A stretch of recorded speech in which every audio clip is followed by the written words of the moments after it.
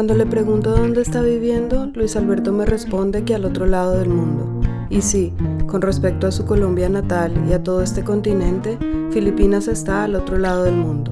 Cuando aquí es de día, allá es de noche, y viven con respecto a nosotros en un futuro con 12 horas de ventaja. Su casa está en una de las ciudades de Metro Manila, más o menos a 1 kilómetro de un mar que él considera feo por ser citadino y lleno de puertos.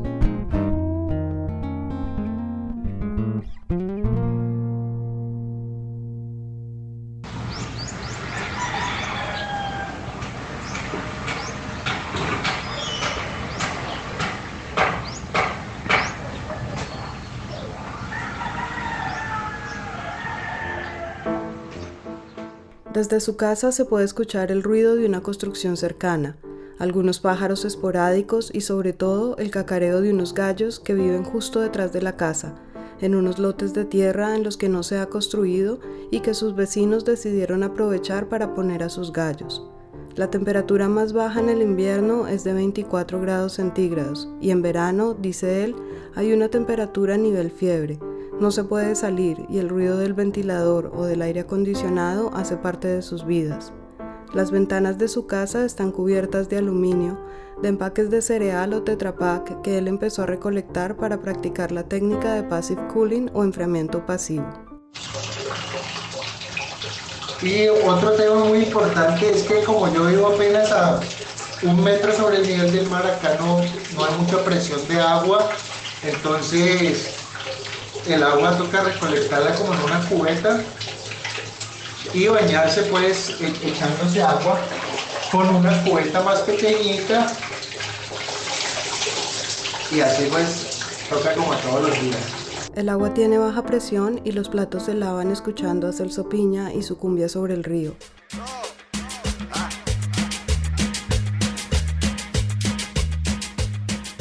En las mañanas pasa un señor, vendedor ambulante, ofreciendo calabazas y ampalaya, una especie de pepino estropajo tan amargo que casi nadie en Occidente le encuentra sentido como alimento.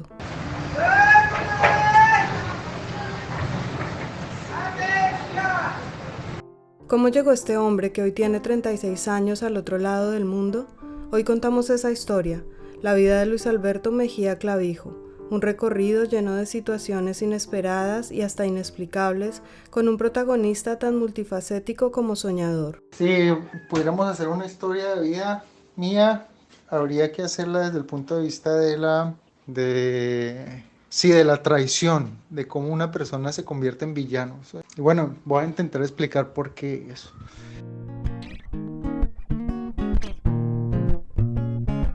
Yo soy Paola Cadena y esto es Recordarte, un podcast en el que la vida es una historia y la voz el acontecer sonoro de la memoria. Luis Alberto nació el 5 de marzo de 1985 en Cali, Colombia. Una ciudad que queda a 1000 metros sobre el nivel del mar en un valle. Creció en un barrio de clase media, en un conjunto de casas con parqueadero común, 3 parques grandes, un centro de recreación, un supermercado y una escuela primaria. Una configuración de vivienda típica para las clases medias en las ciudades colombianas. Su padre fue por mucho tiempo empleado de un banco, hasta que en los 90 la institución fue disminuyendo sus beneficios y lo obligó a una renuncia acordada. Su madre, por su parte, ha sido siempre peluquera. En una habitación que da al frente de la casa, rompió el muro para crear una puerta grande y allí funciona su salón de belleza hace ya varios años. Sus padres dejaron de hablarse entre sí cuando él tenía 7 u 8 años. Él no lo recuerda bien, pero hay un momento exacto que quedó grabado en su memoria. Recuerdo en la infancia una escena que fue que mi padre estaba saliendo un día en la moto para alguna parte, no sé, a visitar a alguien y mi madre estaba llorando y estaba diciéndole cosas a él y él se estaba pues saliendo de la casa en la moto y mi hermana también empezó como a llorar y a abrazarla a ella y yo empecé a llorar, pero pues yo no sabía en realidad qué estaba sucediendo, ¿no? Yo tendría como 6, 7 años. Es como una reacción biológica así muy irracional de abrazar a mi madre y a mi hermana y llorar con ellos. No sé, como que era un símbolo allí de que él se iba. Pero en realidad mi padre nunca se fue, ¿no? Su padre nunca se fue, pero Luis Alberto creció en una familia donde padre y madre no se hablaban. Ellos vivieron juntos ahí en esa casa por 10, 12 años más sin hablarse, o sea, como una especie de mutualismo ahí porque la casa pues fue comprada por los dos, entonces pues ninguno de los dos tenía el dinero como para decir, ¿sabes qué? Pues quédate con esa casa y yo me voy para otro lado. Y esa situación los convirtió a él y a su hermana en una suerte de mediadores o mensajeros entre sus padres. Como, llévele la comida a su papá que está arriba. O no, pregúntele a su mamá que lo que ella diga, no sé. Cuando estaba en uno de los últimos grados de secundaria y por cometer una infracción a las normas de disciplina del colegio, fue citada a una reunión con el psicólogo. Luis Alberto, con la intención de evitar un castigo, le dijo al psicólogo que su comportamiento se debía a problemas familiares, pero en su interior él creía que esa realidad no lo afectaba, pero que sí le serviría para manipular de alguna manera al psicólogo y librarse de la amonestación. Sin embargo, al parecer no era precisamente esa la realidad. Pero el psicólogo del colegio llamó a mi padre y a mi madre y los reunieron conmigo y estaban hablando ahí, mi padre y mi madre, pues de manera muy seca en la misma habitación y yo empecé a llorar de repente en medio de la entrevista, de esa entrevista. Entonces sí, o sea, lo que pasara que sí había en realidad hay como un conflicto que estaba no resuelto. Y yo siempre creo, ¿no? Desde niño he tenido como ese sueño de ser como un mecanismo reconciliatorio, ¿no? Para lo que mi madre y mi padre representan.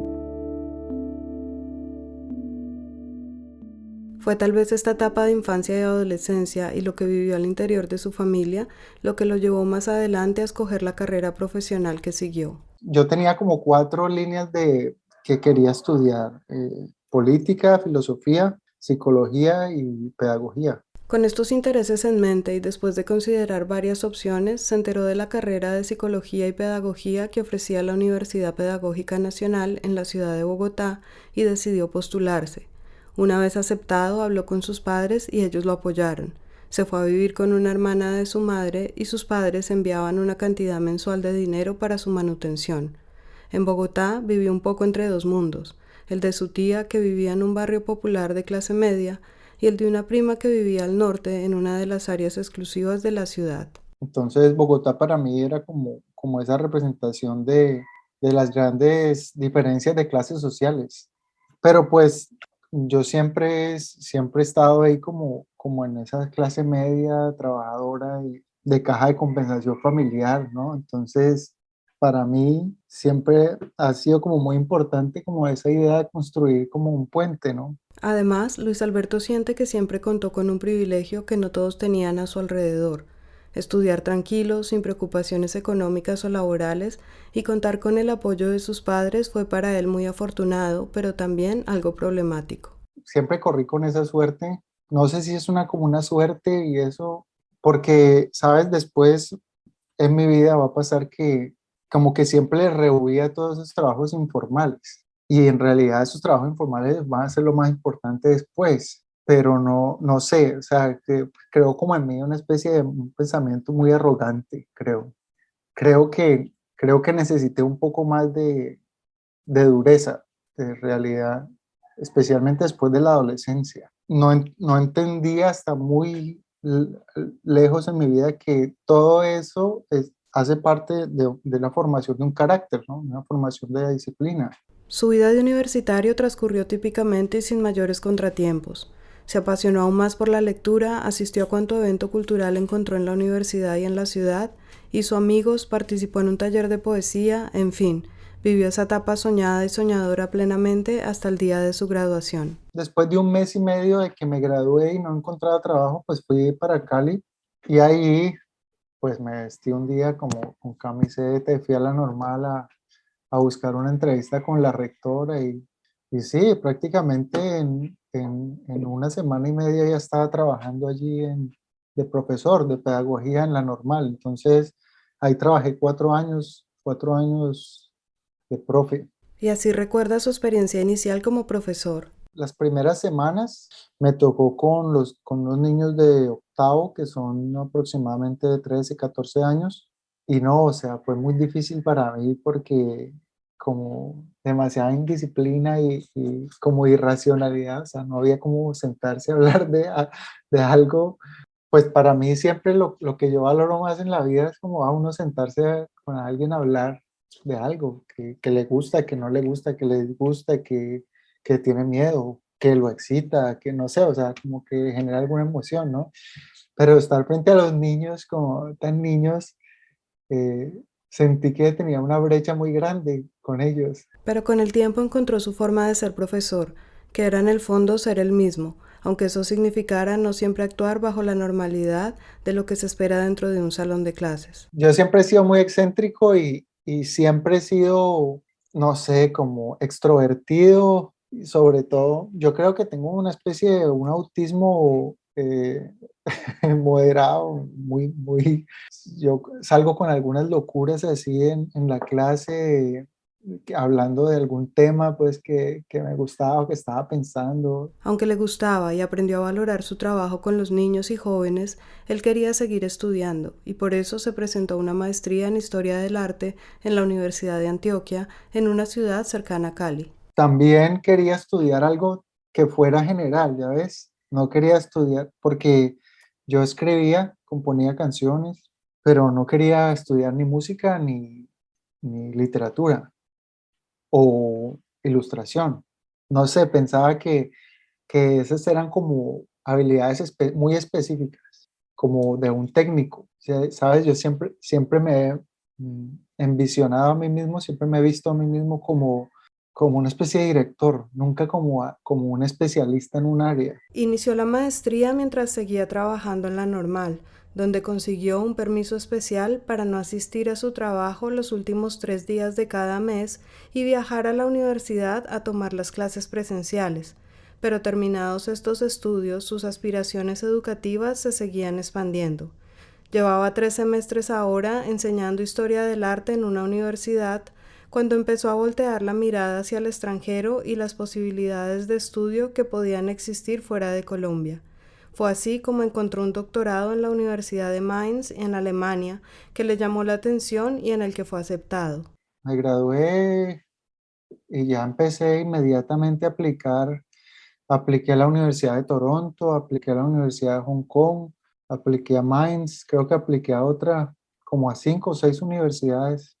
Solamente me respondieron positivamente en esta universidad.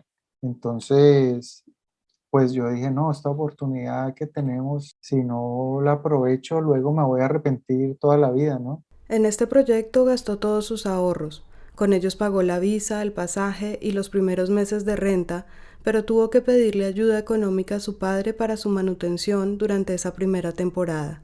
Para los gastos posteriores, Luis Alberto aplicó una beca del gobierno alemán de la que estaba esperando respuesta. De salir, eso le aseguraría un soporte económico durante todo el doctorado. Su padre aceptó ayudarle y Luis Alberto llegó a Alemania el 14 de noviembre del 2013. Fue un choque para mí, la verdad, porque, no sé, lo sentí como demasiado frío, no sé.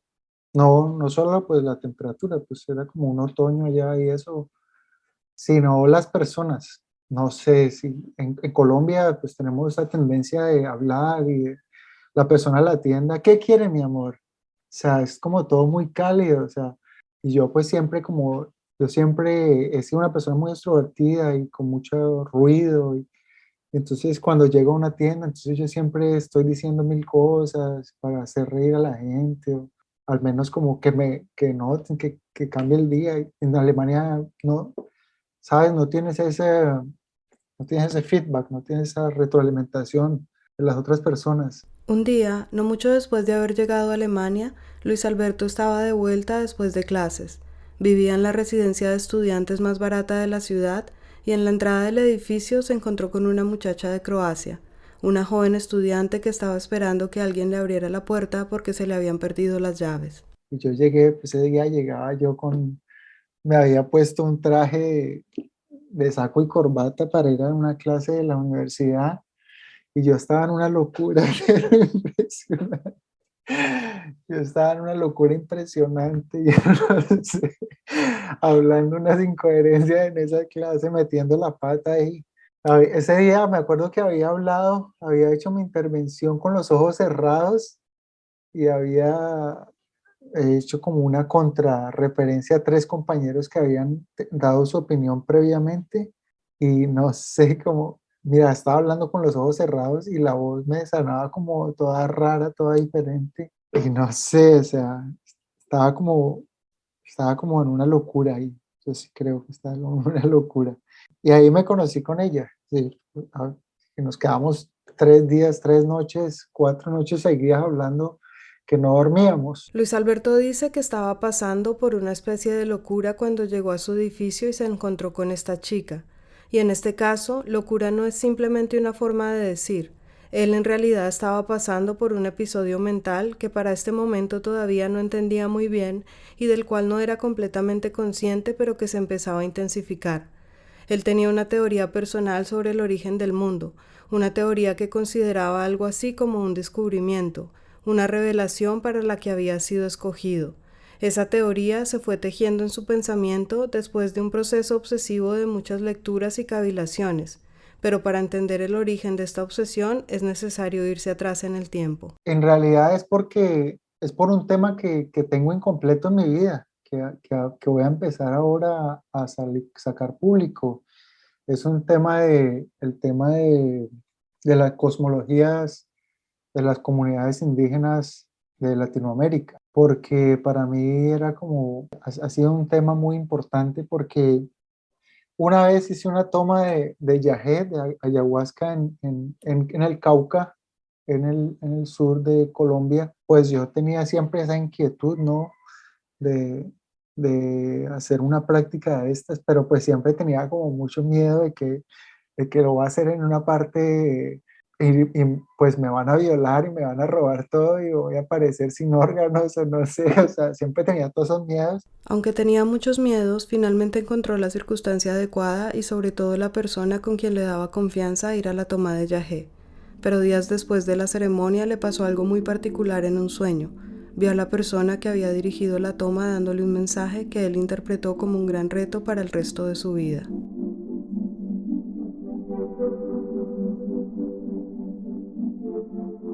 Me apareció y me dijo, ah, bueno, mira, eh, ¿crees que lo de la curación de la rinitis, porque yo le pedí que me curara la rinitis, había sido por gratis? No, tienes que asumir el rol de guerrero jaguar. Entonces yo me miré así como, y tenía así como una piel de jaguar así con muchos pendientes como de piedras, tejido a mano, tejido a mano y como piedras colgantes. Entonces ahí me desperté. Entonces para mí lo que significa es como un reto. En ese momento, un reto muy intelectual, ¿no? O sea, como que, bueno, lo que significa haber nacido en Colombia, haber nacido en Latinoamérica, ser de esta mezcla, pues Pero para él, ese reto que él mismo considera como un reto intelectual empezó con el tiempo a convertirse en otra cosa, algo más cercano a una obsesión. la forma en la que yo me apasioné en el tema es un poco una forma muy fanática, ¿no? No científica. Y pues se cae en el error de colocar eh, enlaces, vínculos entre cosas que realmente no necesariamente tienen ningún vínculo. Así es como todo esto lo lleva a esa noche en que conoce a Martina, la muchacha de Croacia, con una cantidad de información leída sobre poblaciones ancestrales, con una teoría fabricada sobre el origen de nuestra civilización y pensándose a sí mismo como una suerte de Mesías que tenía un mensaje que comunicar, y esa locura, como él la llama, resulta ser algo atractivo para ella. Yo estaba en un momento, llamémoslo así, paranoico o psicótico, en la cual sentía que todo lo que leía era como revelaciones. Estaba muy fuerte, muy metido en una especie sí, llamémoslo así, en un pensamiento no científico. Y sobre todo, o sea, pensándome a mí mismo como mesiánicamente. O sea, en ese momento me veía a mí como un mensajero que iba a revelar un mensaje muy importante, no sé, como un código que había estado oculto para el mundo y entonces como que yo era una persona muy importante para la sociedad y que en cualquier momento me iban a descubrir. Sí, era una cuestión muy paranoica en ese momento. Y claro, pues para mi novia en esa época, pues era un personaje muy carismático, pero, pero sobre todo como loco, no sé, como cinematográfico. Entonces, me imagino que le gustó a ella, le atrajo eso, pues, de un latino ahí, un colombiano ahí como yo. A ella le llamó la atención esa personalidad particular que encontraba en Luis Alberto. Sin embargo, él no compartió con ella directamente la forma en que se veía y se pensaba a sí mismo en ese momento. Era consciente, en medio de su convicción, que considerarse a sí mismo como un Mesías que traía un mensaje secreto sonaría claramente arrogante si no descabellado, y por eso todos estos pensamientos solo sucedían en su cabeza como una suerte de monólogo interno, un proceso mental que desembocó en algo mucho más grande de lo que él mismo podía haberse imaginado. Todo empezó en medio de una conversación con Martina, cuando ella le mencionó que había otro chico que era tan inteligente como él y que estaría dispuesto a los mismos sacrificios por ella. Y él, en medio del estado mental en el que estaba, reaccionó inesperadamente y tomó una decisión repentina. Que para mí fue como una alerta muy fuerte la parte de los celos, ¿no? Y del ego, escuchar que, mira, hay alguien también que tiene un nivel intelectual, no sé qué.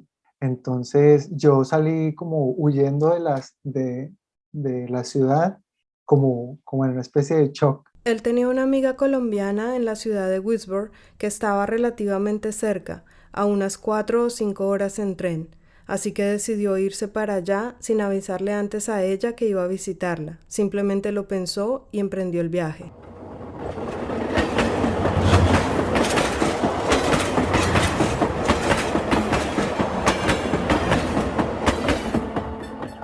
Pero durante ese viaje en tren, yo tenía un monólogo interno que se fue complicando mucho, porque cuando en el tren, de repente, lo que empecé a ver era como cuatro personajes, haz de cuenta como en una especie de escenario de teatro, colombianos, cada uno como con su acento, como con su cosa, y que los cuatro eh, eran en un futuro, ¿no? Y los cuatro en realidad estaban haciendo una puesta de escena en la cual la puesta en escena era como explicando la forma en la que yo vivía o desarrollé mis ideas o mi historia de vida, no sé. Entonces era muy chistoso por lo absurdo del humor que manejaban. Y yo, fíjate, yo iba en el tren así como mirando la ventana, pero en realidad lo que yo estaba viendo, lo que yo estaba escuchando eran estas cuatro personas en esta puesta en escena. Y muy loco, o sea, explicando el proceso de cómo me di cuenta de esto y de esto, no sé. Y también era chévere porque era como una especie de, si ellos necesitaban un tablero, pues el tablero aparecía, o se desaparecía, o la habitación se ampliaba, se cerraba. No sé, era muy loco, como una especie de mundo virtual. Como un tren que se desboca, el pensamiento de Luis Alberto se fue por hendiduras que él mismo desconocía. Esa mente apasionada y creativa veía ahora a estos cuatro personajes que discutían en un tono absurdo y cómico su propia vida, sus procesos mentales y en últimas su propio ser. Y esa puesta en escena que se daba en su cabeza sería el inicio de un viaje más largo que sucedió tanto adentro como afuera, como finalmente son todos los viajes humanos, solo que en el suyo lo que se creaba por dentro tuvo una fuerza superior a su propia voluntad. Eso era muy chistoso y yo estaba cagado de la risa riéndome de ese montaje. Cuando de repente, ¿sabes? Escuché como un ruido y ¡tum! Vi que estaba en el tren y pues yo estaba en el tren, ¿no? Y estaban aquí unos muchachos y entonces yo me sentí mal, como que, uy, mire, lo siento, es que no sé por qué me disculpé con el pasajero que iba al lado, no me acuerdo qué le dije, pero me acuerdo que me disculpé, como que por estarme riendo pues a carcajadas solo. Y ahí fue que me empecé como a preocupar, empecé a preocupar porque es demasiada introspección, o sea, ¿cómo así que dejé de ver, que no veía lo que estaba pasando alrededor? Una especie de preocupación en el tema del control, o sea, tengo control de lo que está sucediendo, de lo que veo, de lo que escucho.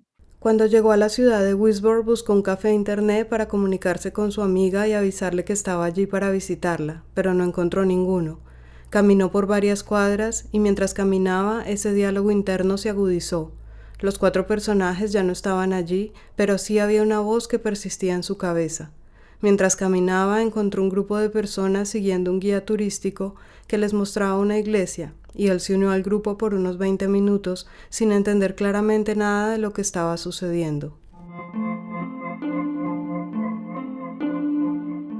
Recuerdo que llegué a una plaza y es como una plaza en Alemania en octubre, hacen el Oktoberfest, que es como una fiesta y eso. Entonces la plaza pues era de día, era muy por la mañana y no había nadie, pues estaba vacía, pero sí había como unas mesitas ahí vacías.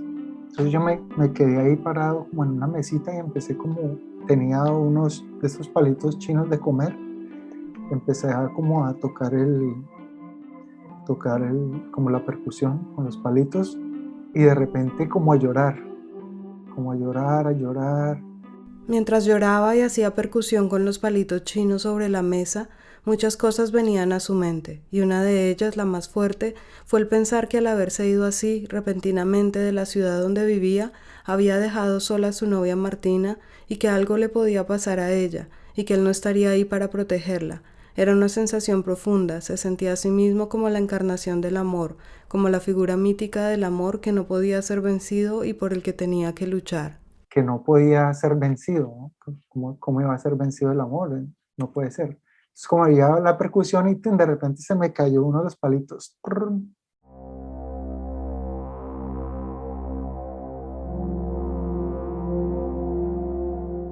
Entonces empezó como a crecer en mí un miedo de que el amor iba a ser vencido por el azar, por la suerte, por la coincidencia. O sea, como que esa era la representación mental de lo que significaba perder el palito.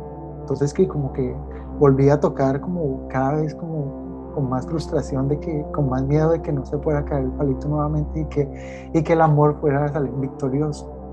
Entonces estaba llorando, llorando ahí en ese lugar y de repente no, tenía que salir como con una ansiedad de regresar a la ciudad. Luis Alberto salió corriendo de vuelta a la estación del tren con la intención de regresar al lugar donde estaba su novia, y cerca de la estación se encontró con una persona que por algún motivo creó en él una reacción muy fuerte. Una persona de cabello blanco muy viejita y pues con los ojos como los alemanes muy azules muy claros, muy claros. Y cuando yo lo vi, me dio como mucha nostalgia y lloré frente a él y entonces le entregué la maleta y las tarjetas de crédito y no sé qué y todo y Además de su maleta y sus tarjetas de crédito, le entregó también las llaves de su casa, diciéndole que había una casa en Mainz donde podía vivir. Ese acto significaba para él, en ese momento, una renuncia a su identidad. Sentía que había tenido una revelación y a partir de ese momento iba a ser otro.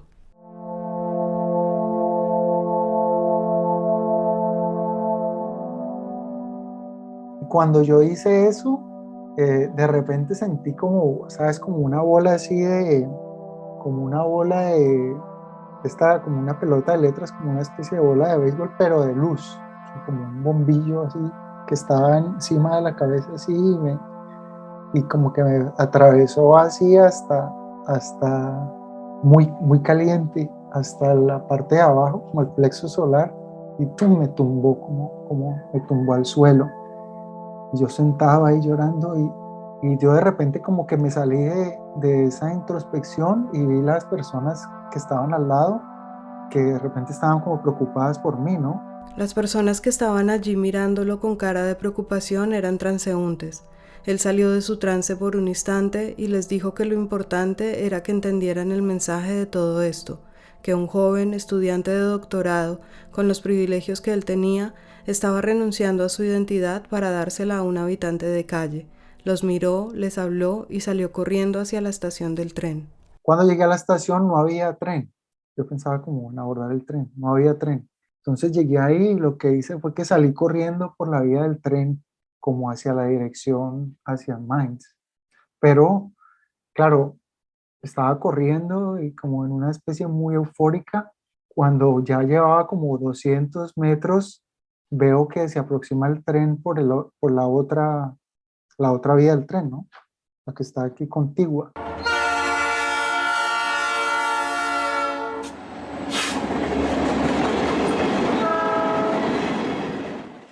Y yo lo sentí, no sé, como una presencia, como, como una presencia, como un monstruo así.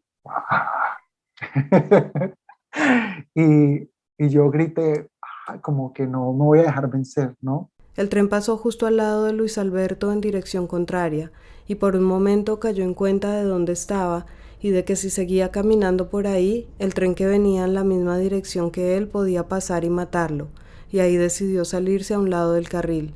Sin embargo, siguió caminando hacia un túnel que veía en el horizonte, sintiendo que había una presencia de la que no se podía dejar vencer, una suerte de viento que soplaba en su contra mientras él andaba, sin camisa y agitado, dirigiéndose al túnel. No sé, pues visualmente no hay cómo representarlo, pero si se tuviera que representar visualmente, sería algo así como cuando Gandalf enfrenta al monstruo este en la montaña de fuego, no sé, una cosa así. Y entonces me acuerdo que ya para el final, muy cerca al túnel, había un letrero de estos de tránsito que decía como no entre, o no sé, bueno, alguna cosa. Y yo le pegué así como, ¡pah! Un puño así muy fuerte, pues que me sangré todo esta mano. 3 veces, me acuerdo. ¡Pah, pah! Le pegué así muy fuerte, pero en mi mente, como que cada vez que hacía uno de esos golpes, era así como una especie de onda así que salía derecho para través del túnel. Dio unos pasos más y ya se encontraba al interior del túnel, donde por algún motivo la oscuridad le dio una cierta sensación de tranquilidad. No sé por qué en ese momento me sentí tranquilo en la oscuridad. De pronto porque había, me había afectado también una parte de la película de El Caballero de la Noche Asciende, en la cual Bane, el antagonista, le dice, tú solamente has adoptado la oscuridad, mientras que yo he nacido en ella. Yo fui moldeado por la oscuridad. Yo no vi la luz hasta que ya fui un hombre adulto. Entonces, eso de que la oscuridad es tu amigo, no sé, me trajo cobijo en ese momento. Y ya me, me quedé ahí como tranquilo a la entrada del túnel. En ese momento la policía ya venía hacia él con sus perros. Evidentemente alguien los había alertado sobre la situación y pensaban que se trataba de algún caso suicida.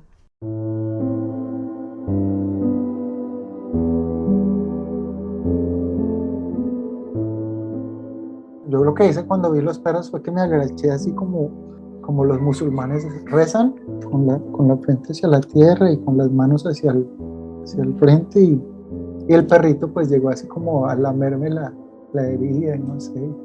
Ya bueno, me cogieron así de las esposas y yo les decía que gracias, que gracias.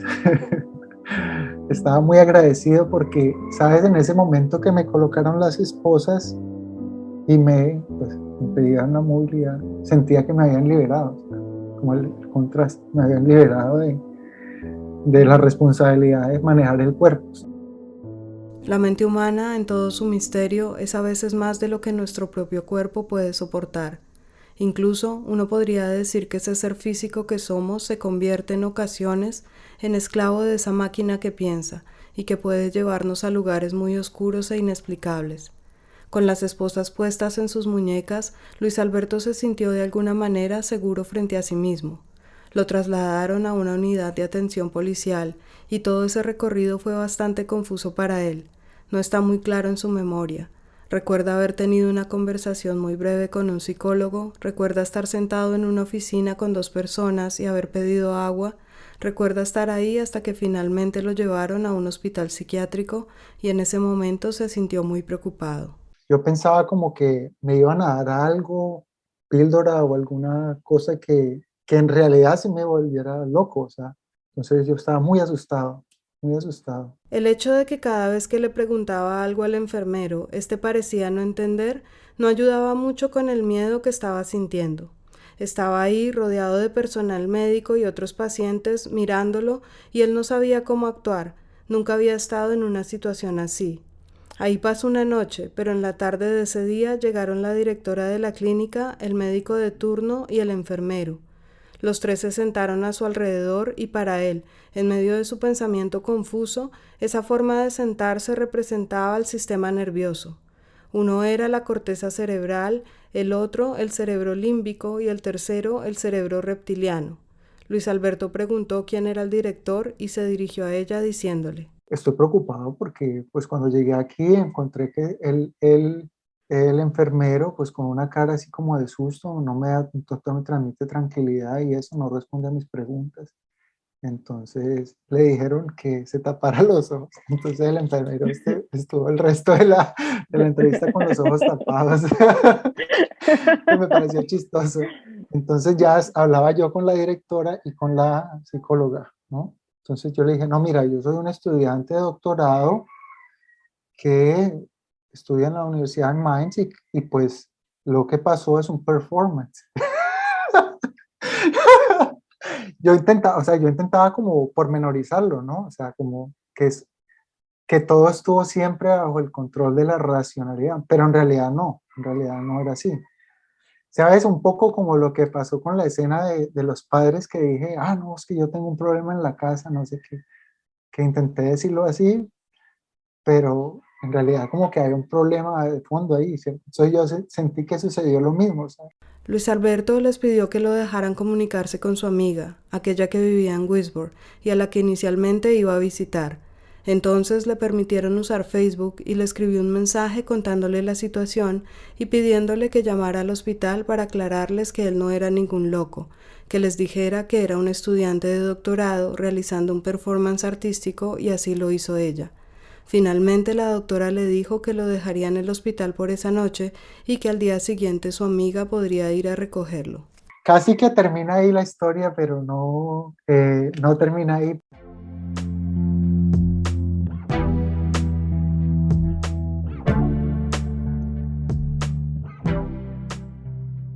En la segunda parte de este episodio, al segundo día que ella se fue, en la noche yo me metí a estudiar el computador y me cogió otra vez como un ataque muy paranoico de que estaban revisando mi computador, sobre todo el artículo que estaba escribiendo, la historia que estaba escribiendo de las comunidades indígenas. La condición que ellos tenían para poder dejarme salir era que yo me fuera directamente para Colombia a estar con la familia. Otra vez pensé, luego si no voy a Tailandia me voy a arrepentir toda la vida de que no fui. Entonces me fui.